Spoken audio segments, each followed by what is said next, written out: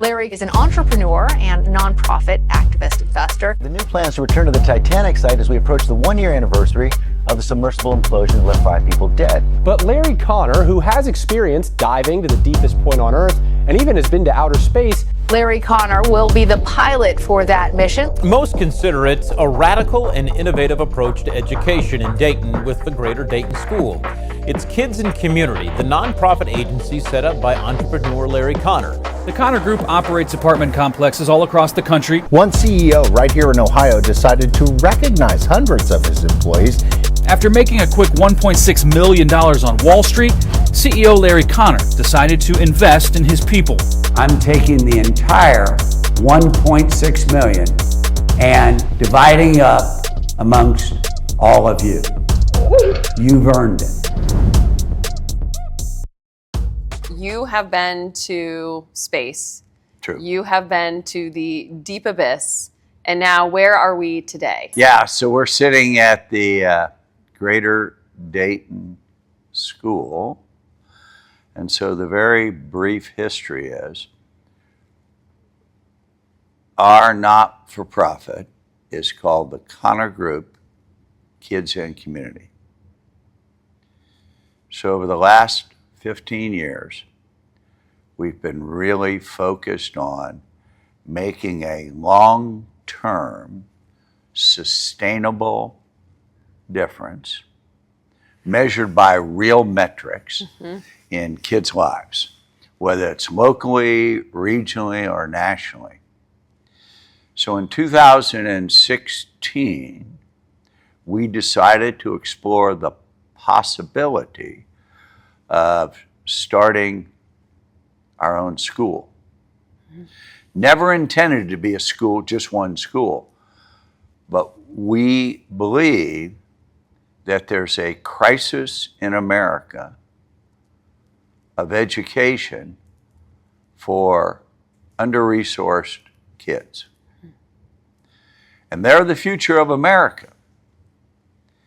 And so we spent 2 years, Mike McQuiston and Ryan Ernst and I, with those two doing most of the work, traveling around the country to see who was doing it right and who was doing it wrong. Right. So in 2018, March, I think it might have been March the 3rd, we sat in an office at our headquarters and said, are we in or not? And we decided we were in. We also understood it was going to be the hardest thing maybe we've ever done. And so this is the product with a lot of people's involvement of that 7-year journey. Well, your team invited me out, I would say, a month ago or so. And, you know, I visit many nonprofits as a foundation leader. I was blown away. I just had to say I was blown away at what you're doing here. What really sat with me and still sits with me is that what I feel is a true impact for people. And your promise until kids are 27. Can you talk about that? Because I was really, it's remarkable to me. Yeah, so that's a great question, Erin. So I think one of the advantages we had was we'd never done this before. So ignorance can sometimes work in your favor. We didn't work with any boundaries. We didn't work with any preconceived notions.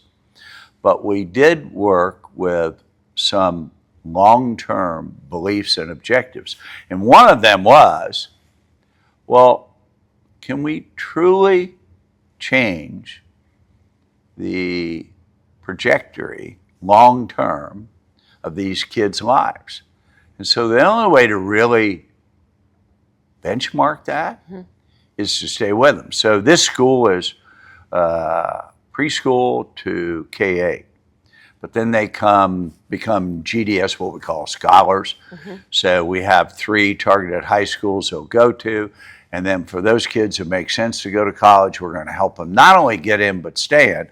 And we're literally going to stay with these people until they're young adults, age 27. And so you came to lunch, and so the kids who run lunch, They run you lunch. saw that, they run the They entire run lunch. lunch. By the way, a very healthy lunch, Yes. but still stuff the kids are going to eat. They recite the age 27 objectives. And so some of those are that they are financially independent and that they're physically and mentally healthy and they're living lives of character and integrity, and that they are, I think this is really a critical one, successful, not by our definition, but by their own definition. And so for us, those are kind of the North Star, what we're heading for long term. I would say touring this, one, I was blown away. I think you're doing something that I've never seen done before in the way that you're approaching it. The fact that you're looking at the whole person. You're looking at finance for these kids, learning about financials, learning about public speaking, learning about leadership, and then the whole foods aspect to me was really important, because if we don't have our health, we've got nothing. And so I was so blown away by that whole picture. And for me, I was laughing because I'm a gluten-free celiac disease person. No problem. It was Whole Foods. They brought me a bowl. Usually if I were at a school, I wouldn't dare touch what they're serving at lunch. And so I was blown away by the family dynamic, the sharing that they're learning, the manners that they're learning, the being grateful that they're learning. I mean, I was just completely blown away. And so you were chatting with me about replicating this model in Cincinnati. And so I want to dive into that with you, because that is super exciting for us on this podcast at the foundation. I'm looking forward to it. I think it's incredible. Yeah, so two thoughts. One, just to follow up what you're saying, and yes, you have captured the essence. So it's about the total child, not just academics. So for example, if a kid comes to school and he's hungry, that's a blocker to learning. So we feed our kids when they get here. Or if a child comes to school and they have a medical problem, for example, teeth, their teeth hurt. 91% of our kids have never been to the dentist until they come here. Or they have a hearing problem or eyewear. So we have what we call wraparound services. The reality is, in today's world, half to 2/3 of the kids have some type of mental or emotional challenges. Not all, but most of those, we have the capabilities to be able. The other thing that I think that you touched on that's really critical is we don't just have a child. We have a total family. So we have a very unique, what we call family agreement. And it starts with our obligations and accountability to both the family and the child. And we outline those. Then the family, they have responsibilities to the child and to us. And then the child has responsibilities to their family, their parents, guardian, whoever, and us. And so it's a unique approach to doing this. And in terms of Cincinnati,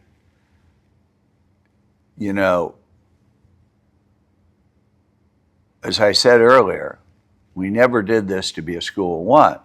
And so this was kind of the pilot project.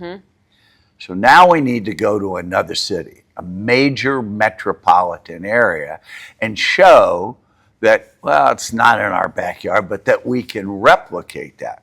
And in my mind, every community in America can use this school, but Cincinnati is just an ideal community, diverse, pretty large community, where we believe we can make a not just short-term, but a long-term, sustainable, generational impact.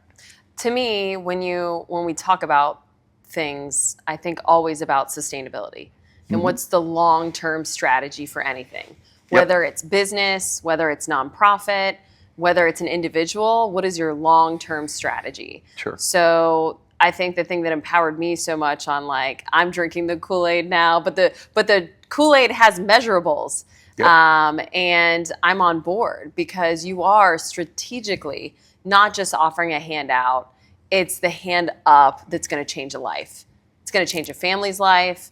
And now generationally into the future, you've made a real difference.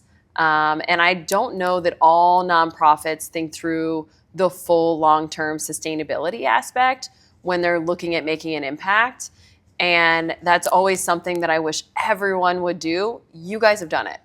And I think that sits with me, is that you're really thinking about sustainability for these kids and what they're going to do for Dayton, how they're going to add to the local economy. So, two good anchor points. One, measurables, accountability, responsibility, ownership. So we have core values. And one of those is ownership by everyone. And that goes back to the family agreement. We have ownership and responsibility to them. They have it to us, right? So, for example, every child at this school has a job and an assignment. And they're measured in terms of how they do that. And you're right, you know, it's great. And a number of people, some of them very well known, have started schools. And that's admirable. But almost all of them have ended up either one, failing, or two, not being nearly as effective as they had hoped for. Well, why? Because they didn't have a really planful, long-term strategy. And to do these schools, let's make no mistake, they are expensive. But what's one child worth? And so we would argue they are investments in kids in the future, for themselves, for their community, for 100%.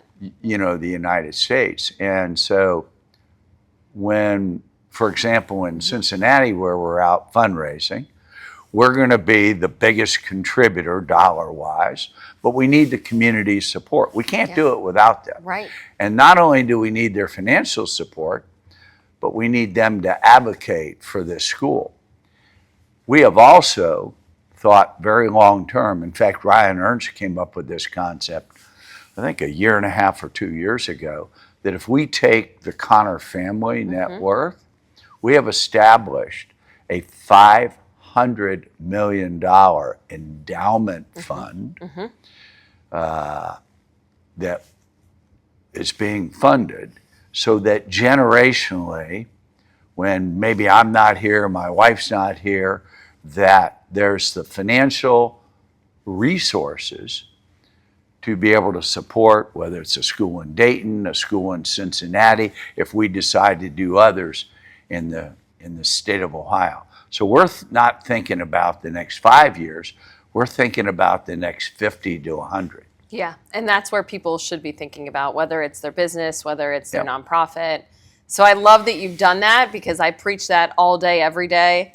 And sometimes I feel like nobody's listening when you're talking to other nonprofit leadership. You know, what are you doing for the long-term plan? And what's your current strategic plan? And what's your, succession plan? So I really felt that this is so well planned out, which brings me back to you, actually. Something we do on this podcast is not only highlight, philanthropy and impacts, but really talk about you as a leader, as a CEO. The thing that inspired me most about you is your grit, is that you have this grit. You talk about the grit. I've was listening to some podcasts as I was preparing to sit down with you today. Where do you think this grit came from? Can you think of a memory or an event where you're like, this is where, or was it a compilation of things? Yeah, so I think I'll give you a two-part answer. Yeah. Number one, it's never about a individual, for example, me. In order to be successful, it's always got to be a team. It's got to be a group of people. In the school's case, it's all the teachers. They're the ones who make the difference, the coaches, the administrators, things like that, right? So in terms of grit for me, I think it's really based in failure. So I've certainly had some successes, but I've had some failures too. And failures are difficult, but they're great teachers. And one of the things I learned kind of early on is just to never give up. And so that grit, which we define, by the way, as passion and perseverance, there's always a solution. There's always what we call a silver lining or a hidden gift in all of these failures and problems. Yeah, A lot of people just don't find them, and so I think that's what the foundation of grit is. Yeah, are the failures. And they are the greatest teachers and learnings. And, the more failure you have in some ways, the better for later in life to do greater things. I'm totally in lockstep with you. So when I walk around the school, I see that health is important. And what I mean by that is I was looking out at the track today, and these kids are like running a mile, right? They are active, they're outside. Sometimes I feel in our just normal school format, this is missing. So I think that you strategically had this in here as like a prong for the whole health. As we talk about whole foods, I see them out there hustling. Yep. Where did that come from? Is this from you, or is it studied? No, it's from when we were talking about building this revolutionary model, we hope. Excuse me.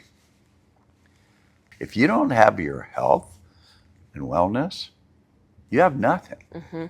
And so today, again, we would argue there's a crisis in America with our youth. And the fact that they're not in good shape, obesity is really an issue. So let me just give you one stat. There is a President's National Physical Fitness Test for grade school kids. Less than 45% of kids in America can pass this simple test. Wow. At the Greater Dayton School, we do that, and it's 97%. So every day, there's basically an hour of physical activity, doing, different kinds of things. By the way, it also speaks to what we talked about earlier, about, hey, we got to have measurables. We got to have outcomes. We're not going to give a handout or hand up. So I'll give you two others that are more in the academic arena. If you think about what are the foundational blocks for a child's success, well, they got to be able to read, and they got to be able to do some math, okay? Right. So if you look at our school, let's talk about math. 74% of our kids are at the appropriate grade level for math. If you look at their peers, it's not just Dayton, it could be Cincinnati across the country. The true peer group, 22%. Let's look at reading. Pretty vital. In our case, 75% of our kids are at the appropriate reading level. If you look at all their peers, 34%. Wow. So That's incredible. big difference. Big difference. Big numbers, big difference. Yep. So I was talking to you before we were filming for the podcast, and I noticed your new running shoes, and we were talking about you being an active person. To me, when I've met you, and I've met you now 2 times, you exude health. You exude that you're an active person, that you take care of yourself. So what's the key? What are for our listeners, they want to hear from you. What are you doing to be a healthy person? Because I feel that you for sure are. Yeah, so it's a priority. So if you came to our offices and you're talking to the people that help support me, and you say, well, what's his number one priority every month, every week? They'll tell you it's health and wellness. So we don't compromise on that. And so if you go, well, how's he eat? Well, we have kind of meals planned out for kind of 2 weeks. Most of the time I eat at my desk, unless I'm going to a business meeting for breakfast or lunch. And then we think you got to think about things like cardio, you got to think about strength training, you got to think about flexibility, you got to think about balance. So we try to integrate all those. And the great news, Aaron, today is there's so much information out there. You know, you can take Chat GPT or Gemini. I happen to kind of prefer Gemini, and ask it to do a bunch of research. And it's actually, I'm not saying it's perfect, but it's quite good. But ultimately, it's about mindset, and it's about making it a priority. And we're all extremely busy. But you can find the time to devote just 1 hour a day to it, maybe 4 or 5 days. The way we kind of do it, it's 5 to 6 days a week, but yeah, it's critical. I like to hear that from you, because I think in leadership, when I meet successful people, I know that they're healthy, right? Because you can't keep functioning at a high level without taking care of all the buckets, without eating the right amount of protein, without getting your steps in, without lifting, all of the positive things. And as I read about you, I was looking at the spacesuit, I guess, as we walk in here to the school, and you've done so many adventurous things that I find so fascinating. What do you think inside makes you want to do those things? What is it about you that you want to be adventurous? Yeah. So we think about it 2 ways. It has to be challenging, and it has to have purpose. Let's just take the AX1 mission. By the way, that spacesuit, you have to be able to get in and out of that thing by yourself with no help. So is it, for people, is it heavy? Like, what is it? It's fairly heavy, Okay. and it's one piece. And so I think the first time I tried to do it, it took like 2 hours. And by the way, you have to be able to do it. NASA actually tests you. You have to be able to do it in 20 minutes in the case of an emergency. Wow. And again, with no assistance, no help. So in the case of the AX1 mission, which we successfully did in 2022, it was the first all private citizens mission from Cape Canaveral to the International Space Station. We spent 17 days at the International Space Station. I was fortunate enough to be the pilot on that mission. We conducted over 220 hours of experiments in association with institutions such as Mayo Clinic, Cleveland Clinic, and others around the world. And so the challenge was being able to do it, because there are a lot of doubters. Right. We weren't space tourists. We didn't go in space for 10 minutes. We had to pass most of the rigors that any NASA astronaut needs to pass. And we did that successfully. And then we had to conduct all these experiments successfully. And I remember being told by some officials, basically, if you screw this thing up, you're going to set back the commercial space industry by a decade. Wow. And oh, by the way, good luck. So That was your fortunately, good luck. it turned out to be super, super successful. Yeah. And so that's really the challenge, and the purpose was all the research we did. We also did a number of outreaches to kids around the world. You did? We did. That's incredible. So do you think you'll go back? I mean, is there another space exploration in your future? Yeah, Potentially. potentially. And by the way, it's actually a great follow-up question because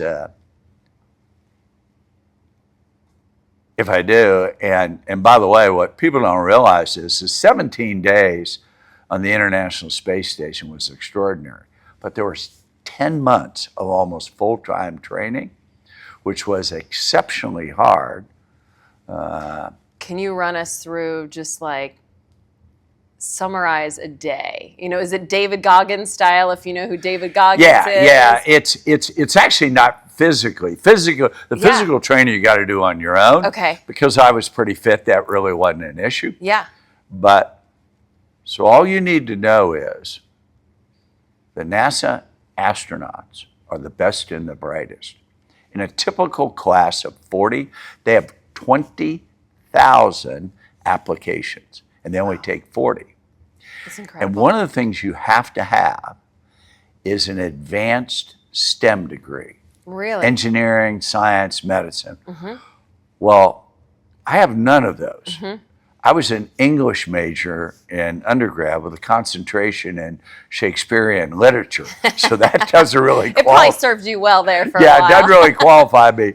And once they become an astronaut, they'll generally spend 4 or 5 years in training before they ever get on a mission. Right.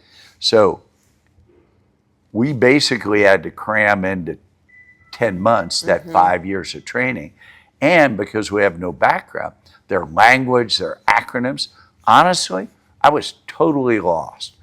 So typical day, we did a lot of training at Johnson Space Center in Houston, and then other would be in California at Hawthorne at SpaceX. So let's say Johnson Space Center.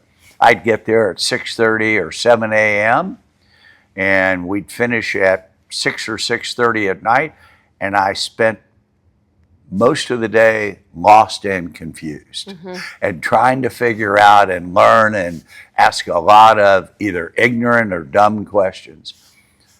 I can't think of a time, this is where the grit comes in, by I the love way, grit. Yeah. Tell me the story. that it's like, I had to say to people, I'm sorry, I just don't understand, or I'm not following you.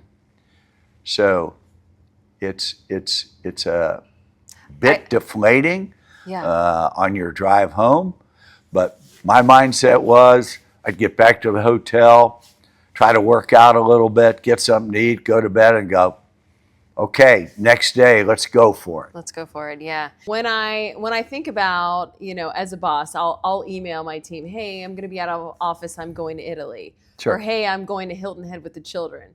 Yours was, hey, I'm going to space. What was that like? Because that's different than the normal email, I'm out of office. The thing that's interesting is at the International Space Station, they actually have a telecommunication system that Cisco designed. And it almost works like your cell phone.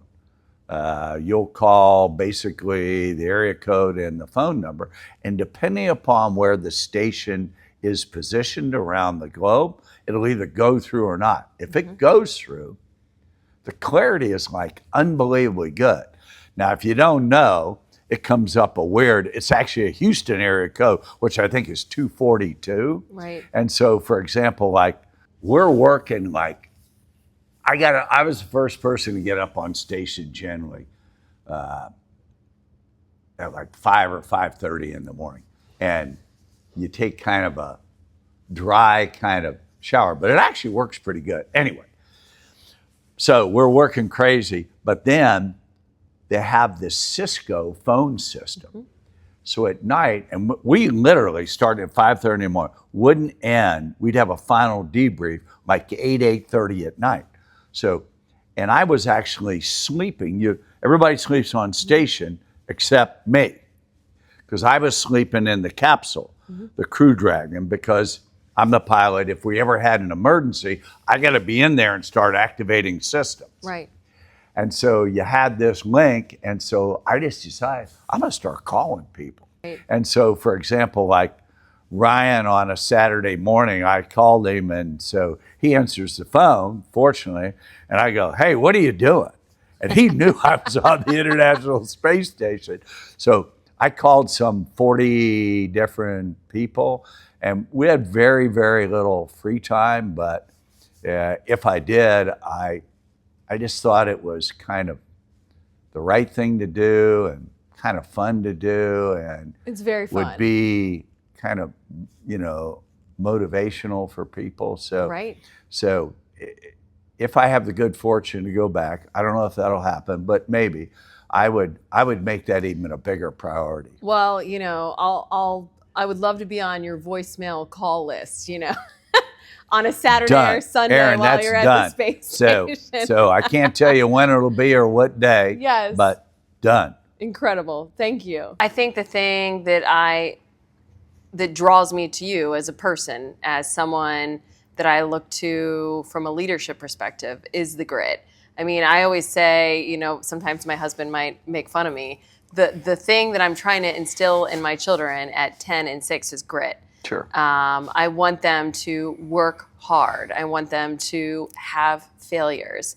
And my daughter, who struggles with, ADHD and dyslexia, I think she'll be the even stronger person because she's had to work that much harder to be successful. Yeah. So I love you sharing that this is critical to you, critical to everyone that surrounds you, that they embody, the ethos of grit. And that's incredible. And I think that's what drives you from where I'm sitting to do these incredible things. So we talked about the deep abyss and going to the deep abyss. And sure. I know you have potentially something planned. Can we talk about that a little bit? Because is it a rigorous training as well? Well, so if we talk about the 3 exploration dives I did in 2021 to the Mariana Trench, which is 36,000 feet. Wow. The challenge is being able to do that when I've never really done that. And it's just a 2-man submersible. There's really only one in the world that can go that deep. And part of the time I was doing the piloting and did some training for that. But the purpose was scientific experiments. The mothership we were on, there were 7 scientists, and we did 3 different dives to different locations and came back with some really groundbreaking research and video filming that we did. In terms of a future expedition, I can't really talk about that, but there is a possibility.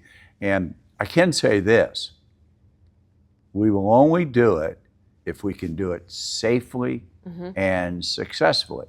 Unfortunately, a few years ago, in June of 2023, there was the OceanGate disaster at the Titanic.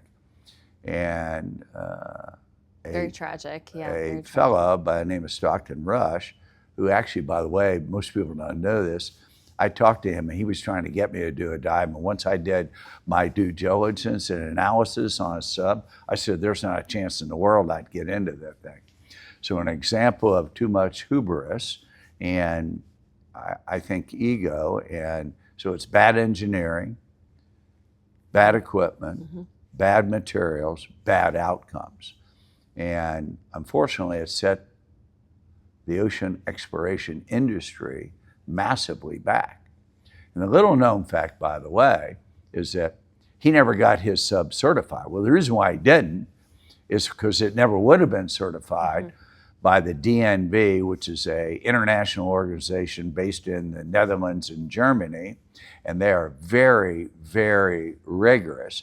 And if you look at a DMV certified sub in the last 50 years, there's never been an accident.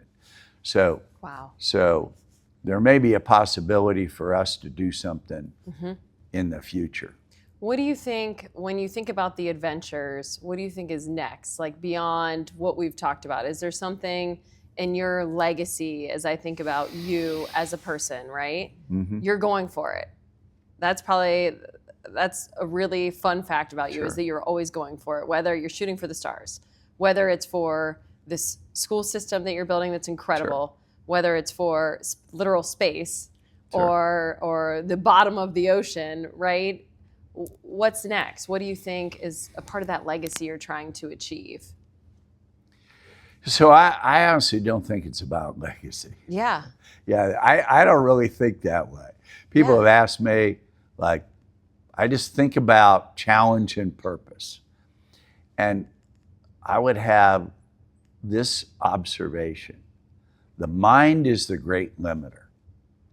All of us, you, me, all of your listeners, you can do a lot more than you think you can do. You just have to take the first step. And yeah, you may fail, but you'll, as you were talking about with your kids, 10 and 6, you'll learn so much, and it'll build that character and resilience and grit that will hold you in great stead throughout your life. So, so I would encourage everybody, try to do something. I like that. I think about all the people that are entrepreneurs now that I talk to and meet with and sit down with on podcasts. And they all have one thing in common, or almost all of them, is that they were C students, BC students. And I truly believe because they failed so much and were told that they were not performing, that eventually it clicks, right? You kick it into high gear and there's smooth sailing. And that's from that resilience, that's from that accountability, that's from that grit. So if you learn that, you're not meeting the marks early on in school, those people, to me, soar later. And I read that about you as well. I was that kid, just so you know. I was the same type of child as my daughter is right now, pushing all the boundaries, being outside the box. And I see that in you and so many founders. Can you talk about that? So yeah, I mean, you are so right. So I'm going to tell you one quick story. Yes. So I'm in 8th grade. Yeah. Catholic school, St. Albert's, big, great school. We had 200 kids in our 8th grade class. Oh my goodness, huge. So we got 50 kids a classroom. Wow. And so the leadership there decided they were going to divide it up. So you had the A class. That's all the really academically great, talented, outstanding, everything. Then you had the B class. Those are, reasonably talented. Some of the athletes are in there and everything else like that. Then you had the C class. Those are people who are just kind of getting by. And then you had the D class. Well, at the time, I didn't know what the D meant. Well, that's the dummies. And I was in the D class. Yeah. And you are so right that I'm sitting there. So I'm whatever age I am, 12 years old, 13. Right. And I'm like, I don't think I'm dumb. And so I look back now, that was absolutely a foundational moment or period of time. Now, it took me a while to pull it all together because I was a crappy student in high school too. But then you're right, I flipped the switch totally when I got to college. And not only did that create the grip, but I think in part it created my real belief in the right type of learning. Like, agreed. I didn't learn in a traditional manner. You might have been the same. I'm the literal same. Yeah, so you needed what we call experiential learning. You needed to be moving and doing and actively participating. There's so many talented people and kids that are like that. And that's what we're trying to do here. As we sit here today, I just want to reflect on, is there anything today that you wanted to talk about and share with us that we didn't talk about? I always ask that question. No, I think you've done a great job covering a multitude of topics. I would only reiterate that our journey in Cincinnati has to be together. Yes. That, yeah, we can bring all of our strategies, all of our total child abilities, academic excellence, responsibility by all. But we have to have the support of the Cincinnati community. It won't work otherwise. Agreed. And so that's both financial support and advocating so that we get support throughout the out the community. Yeah. And it will be, my commitment is we will make it groundbreaking and a source of pride for everybody in Cincinnati. Yeah, I truly believe you, and I can say that I'm on board, and I'm working to get other people on board within the region. I know I feel the impact and power of it because of my own personal life experiences, like we talked about. And so I really think you're doing something unique that no one else has thought about. Similar to Elon Musk's schools, I think of that. You know, you're meeting the student where they are and where they need to be fully supported. So just, one, I want to thank you for doing this. I think philanthropy is incredible. You've obviously built something amazing from a business standpoint, and then chosen to give back, because not everyone chooses to make a difference in people's lives, and you've really done that. So thank you. Yeah, well, thank you Yes. for your leadership. Thank you. Same.